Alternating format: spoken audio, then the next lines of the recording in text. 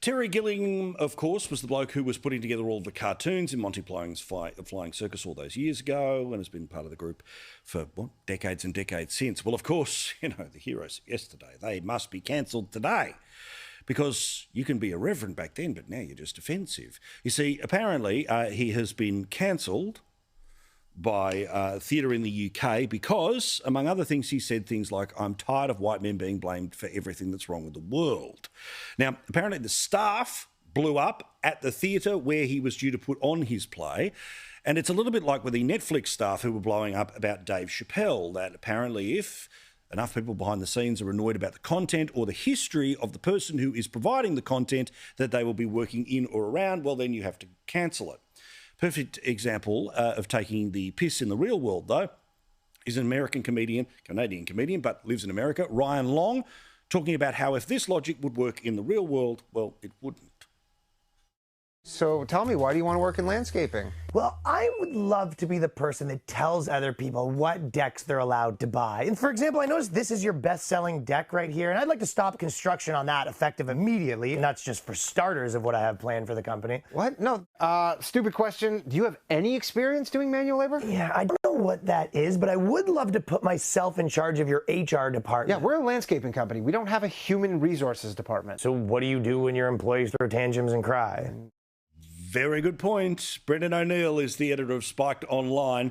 Take us through this again. What is the apparent, thought crime that Terry Gilliam had committed, and how did the staff show their displeasure?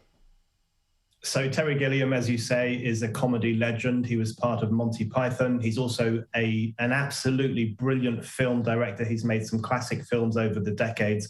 And he was supposed to put on Stephen Sondheim's musical Into the Woods in the Old Vic Theatre in London. But staff there kicked up a huge storm because of perfectly reasonable comments he has made over the past few years. For example, he said he's tired of white men being blamed for everything that goes wrong in the world.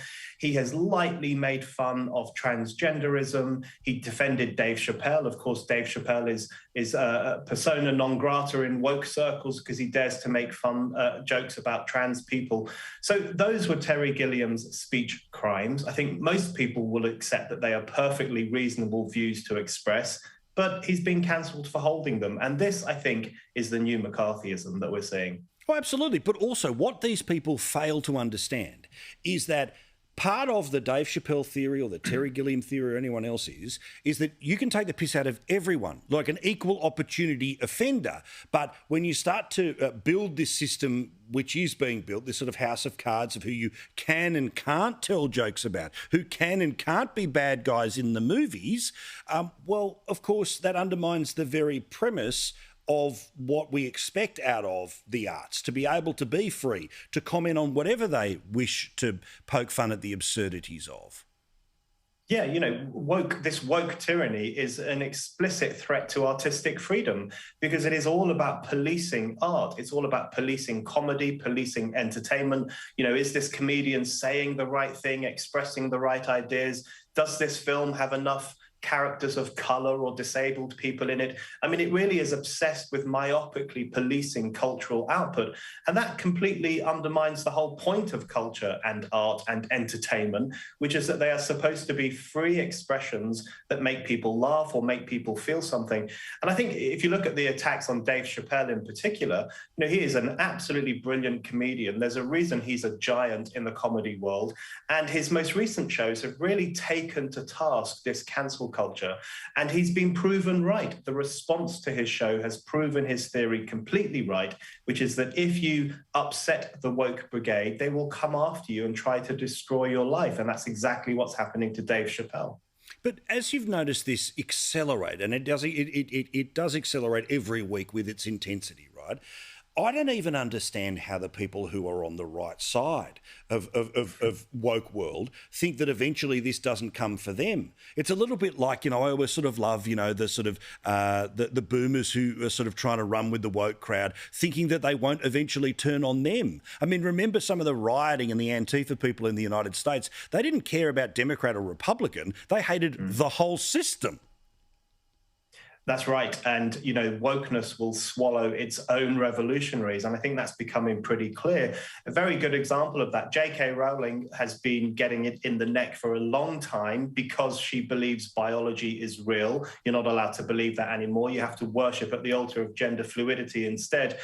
And the actress Sarah Paulson took the side of the people who were hounding J.K. Rowling. But then, of course, a few months later, Sarah Paulson got it in the neck too, because she didn't have her pronouns in her Twitter biography. And people were saying, not putting your pronouns up there proves that you are not sufficiently supportive of the trans movement. So it just gets worse and worse every single week. And the trans issue, I think, is a real flashpoint for a lot of this stuff. It looks like transgenderism has become almost the religion of the woke set, the religion of these millennial and Generation Z activists. And anyone who refuses to go along with this modern version of transubstantiation, the idea that you can click your fingers and change your sex, anyone who refuses to go along with that risks being branded a denier or a heretic and cancelled from polite society.